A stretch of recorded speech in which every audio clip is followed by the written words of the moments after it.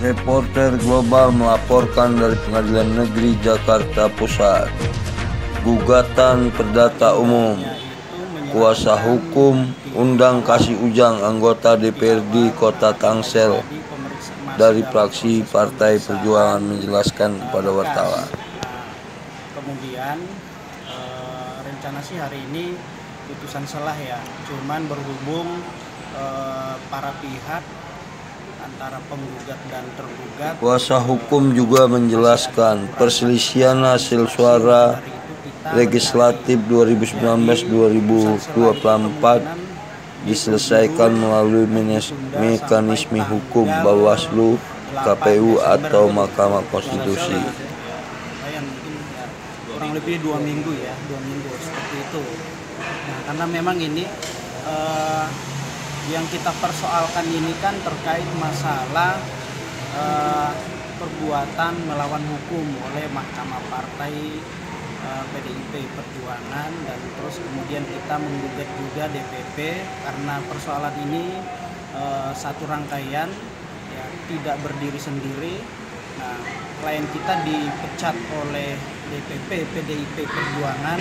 Nah, dipecatnya klien kita ini bukan serta-merta, tapi memang ada menurut kami kuasa hukum ada alasan-alasan yang memang tidak masuk akal. Nah, ini di luar dari kewenangan Mahkamah Partai.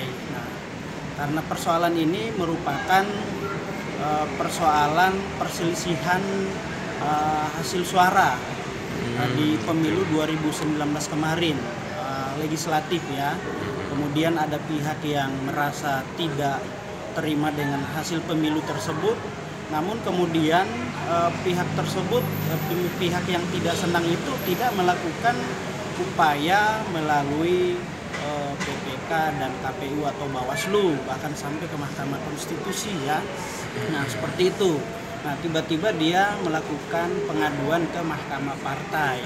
Nah, oleh kemudian Mahkamah Partai mengakomodir atau menganulir laporan aduan pihak yang merasa tidak puas atas perselisihan suara di pemilu legislatif kemarin. Nah, sehingga ini menurut kami harusnya ketika ada perselisihan suara itu diselesaikan di tingkat Bawaslu, bahkan sampai ke Mahkamah Konstitusi. Nah, oleh kemudian kami menduga Mahkamah Partai dalam hal ini mengambil alih kinerja daripada instansi atau lembaga negara lain yang harusnya Mahkamah Partai tidak mengakomodir atas pengaduan orang yang tidak merasa puas terhadap hasil pemilu.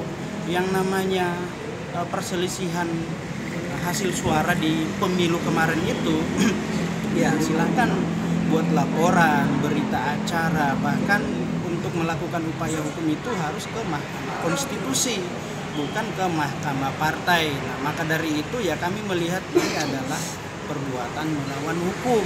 Nah, oleh kemudian klien kami tidak tunduk terhadap putusan Mahkamah Partai karena diduga itu adalah cacat, karena bukan kewenangan Mahkamah Partai untuk mengambil alih atau menganulir kewenangan lembaga lain, jelas itu. Nah, oleh kemudian klien kami disuruh tunduk terhadap putusan tersebut. Nah, kemudian klien kami nggak mau. Oleh kemudian itu Mahkamah Partai merekomendasikan ke DPP untuk dipecat keanggotaannya. Nah, itu kemudian ya kenapa kemudian Mahkamah Partai DPP kami gugat ke Pengadilan Negeri Jakarta Pusat, karena di situ kami melihat ada perbuatan melawan hukum yang diduga dilakukan oleh Mahkamah Partai. Maka dari itu gugatan ini sifatnya ya gugatan perdata umum, perdata biasa, bukan sengketa parpol. Nah, itu kira-kira demikian. Putusan Mahkamah Partai apa, Bang? Ada Abang tahu putusannya, Bang?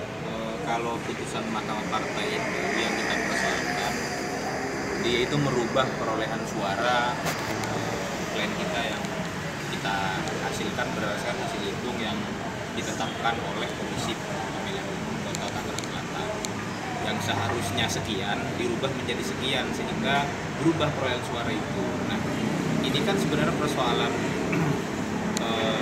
status hukum ya. Jadi produk yang penetapan KPU itu punya kekuatan hukum yang apabila ada orang yang merasa dirugikan oleh ketetapan itu ada upaya hukum tersendiri, mekanismenya ada gitu.